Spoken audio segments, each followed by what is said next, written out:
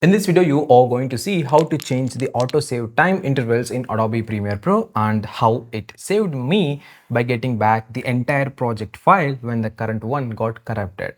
First, let's see how to change the time intervals. After opening the Premiere Pro, go to the Premiere option, then click on Settings on Mac.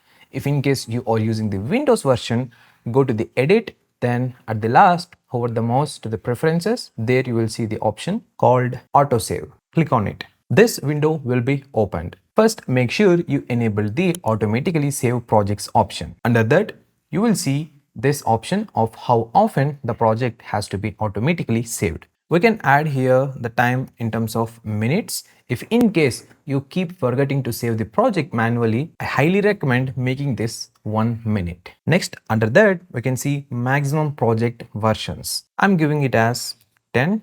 That means once I cross the 10 versions of automatic saves, the previous one, the first one gets deleted automatically. Below that, you can see the location where these files are going to be saved.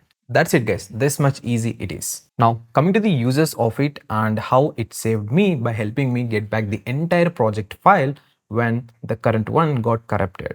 Since I enabled 10 versions of automatic saves, I was able to reopen the previous auto-saved projects as separate project files. Yes, whatever edits I did after saving this file were not be there, but whatever the edits I did before that were already saved. You already heard about a Premiere Pro crashing in some systems. This autosave option is a compulsory option. So that's why I highly recommend you need to and you must enable it. Comment below whether you are using it or not and how you customized it. I hope this video gives you useful information and a valuable tip about this video editing software. And if you think this helpful, don't forget to hit that like button and also subscribe to this channel for more videos like this and YouTube related content.